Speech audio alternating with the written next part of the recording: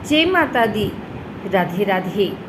आइए सुनते हैं अक्षय तृतीया की कथा एवं पूजन विधि। अक्षय तृतीया की एक कथा के अनुसार प्राचीन काल में एक धर्मदास नामक वैश्य था। धर्मदास अपने परिवार के साथ एक छोटे से गांव में रहता था। वह बहुत ही गरीब था। वह हमेशा अपने परिवार के भरण पोषण के लिए चिंतित रहता था।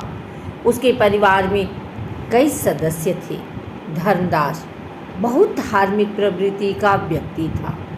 उसका सदाचार तथा देव एवं ब्राह्मणों के प्रति उसकी श्रद्धा अत्यधिक प्रसिद्ध थी।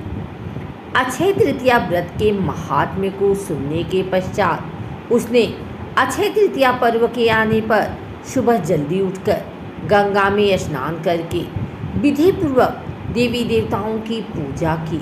व्रत के दिन सामर्थ्य अनुसार जल से भरे घड़े, पंखे, जौ, सत्तू, चावल, नमक, गेहूँ, गुड़, घी, दही, सोना तथा वस्त्र आदि वस्तुएं भगवान के चरणों में रखकर ब्राह्मणों को अर्पित की। यह सब दान देखकर धर्मदास के परिवार वाले तथा उसकी पत्नी ने उसे रोकने की कोशिश की। उन्होंने कहा कि अगर धर्मदास इतना सब कुछ दान में दे देगा तो उसके परिवार का पालन पोषण कैसे होगा। फिर भी धर्मदास अपने दान और पुण्य कर्म से विचलित नहीं हुआ और उसने ब्राह्मणों को कई प्रकार का दान दिया। उसके जीवन में जब भी अक्षय तृतीया का पावन पर्व आया, प्रत्येक बार धर्मदास ने विधि से इस दिन पूजा एवं दान आदि कर्म किया।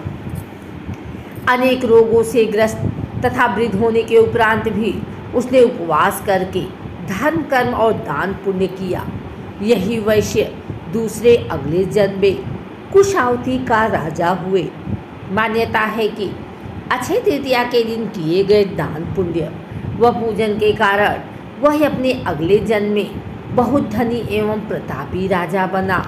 वह इतना धनी और प्रतापी राजा था कि त्रिदेव तक उसके दरबार में अक्षय तृतीया के दिन ब्राह्मण का वेश धारण करके उसके महायज्ञ में शामिल होते थे। अपनी श्रद्धा और भक्ति का उसे कभी घमंड नहीं हुआ। वह प्रतापी राजा महान एवं वैभवशाली होने के बावजूद भी धर्म मार्ग से कभी विचलित नहीं हुआ।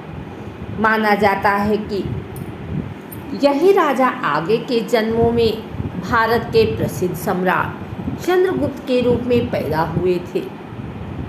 जैसे भगवान ने धर्मदास पर अपनी कृपा की, वैसे ही जो भी व्यक्ति इस अक्षय तृतीया की कथा का महत्व सुनता है और विधि विधान से पूजा एवं दान आदि करता है, उसे अक्षय पुण्य एवं यश की प्राप्ति होती है। अक्षय तृतीया को हिंदू धर्म की मान्यताओं के अनुसार सबसे शुभ तिथि माना जाता है और इस दिन कोई भी शुभ कार्य बिना पंचांग देखे और बिना मुहूर्त निकाले किया जा सकता है। लेकिन क्या आप जानते हैं अक्षय तृतीया को क्यों इतना शुभ माना जाता है? इसको लेकर हिंदू धर्म में कई पौराणिक मान्यताएं चली आ रही हैं। इसे युगादि तिथि भी माना जाता है। कहते हैं कि इस दिन ही त्रेता युग का आरंभ हुआ और भगवान परशुराम का अवतार भी इस दिन हुआ था और भी कई शुभ पौराणिक घटनाएं इस दिन हुई थी। इस संबंध में आज हम आपको ऐसी कहानियों के बारे में बताने जा रहे हैं। पौराणिक मान्यताओं के अनुसार अक्षय तृतीया के दिन ही भगवान श्री हरि के छठे अवतार परशुराम जी का प्राकट्य हुआ था। ब्राह्मण होते हुए इस स्वभाव से काफ़ी आक्रामक और गुस्से वाले माने जाते हैं। इनके अंदर ब्राह्मण होते हुए भी क्षत्रियों वाले गुण थे। कहते हैं कि जिस दिन सुदामा अपने मित्र भगवान कृष्ण से मिलने गए थे, उस दिन अक्षय तृतीया तिथि थी। सुदामा के पास कृष्ण को भेंट करने के लिए चावल के मात्र कुछ मुट्ठी भर दाने ही थे, जिन्हें उन्होंने श्री कृष्ण के चरणों में अर्पित कर दिया। उनके इस भाव के कारण कान्हा ने उनकी झोपड़ी को महल में बदल दिया। इस तरह सुदामा जी को भी इस दिन अक्षय निधि की प्राप्ति हुई थी। कथाओं के अनुसार अक्षय तृतीया पर ही युधिष्ठिर को कृष्ण जी ने अक्षय पात्र दिया था। इस पात्र की यह विशेषता थी कि इसका भोजन कभी समाप्त नहीं होता था। इसी पात्र की सहायता से युधिष्ठिर अपने राज्य के भूखे और गरीब लोगों को भोजन उपलब्ध कराते थे। भविष्य पुराण में अक्षय पात्र का संबंध मनुष्य के दान धर्म से बताया गया है। अक्षय तृतीया के दिन से ही महर्षि वेदव्यास जी ने महाभारत की कथा को सुनाना आरंभ किया था और गणेश जी ने इस कथा को लिखना आरंभ किया था। इसी वजह से कहा जाता है कि महाभारत का युद्ध भी अक्षय है, जिसके कुछ उदाहरण आज भी कहीं कहीं देखने को मिल जाते हैं। भविष्य पुराण में बताया गया है कि अक्षय तृतीया को युगादि तिथि कहा जाता है। दरअसल इसी दिन से त्रेता युग का आरंभ माना जाता है, इसलिए इस दिन को शुभ कार्यों के लिए सबसे शुभ मुहूर्त के तौर पर देखा जाता है। मान्यता है कि अक्षय तृतीया के दिन हम जो भी कार्य करते हैं उसमें हमें अच्छे फल की प्राप्ति होती है और वह पुण्य कभी समाप्त नहीं होता है।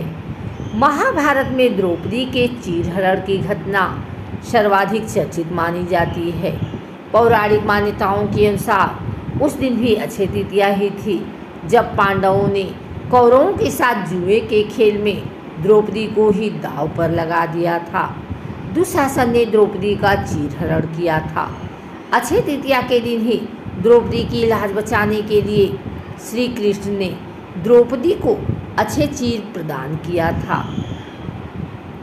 नारद पुराण में बताया गया है कि अक्षय तृतीया के दिन ही गंगा का धरती पर अवतरण हुआ था।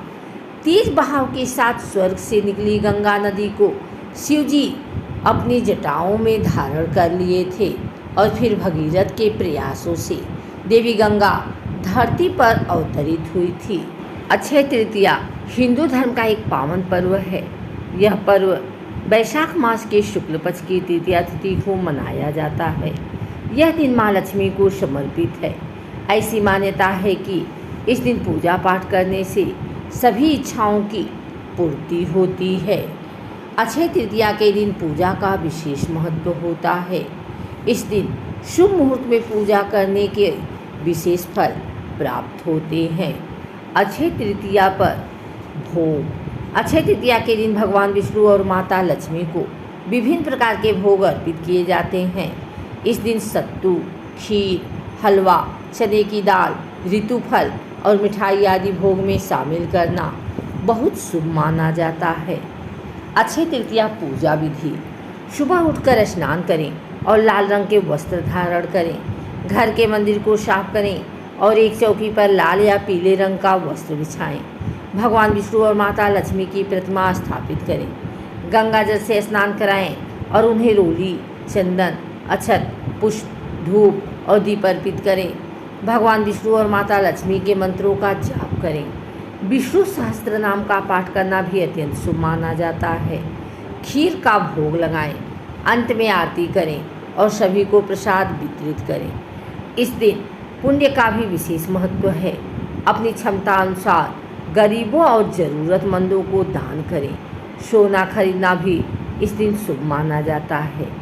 अक्षय तृतीया पर श्रद्धापूर्वक पूजा और दान करने से जीवन में भौतिक सुखों और समृद्धि की प्राप्ति होती है।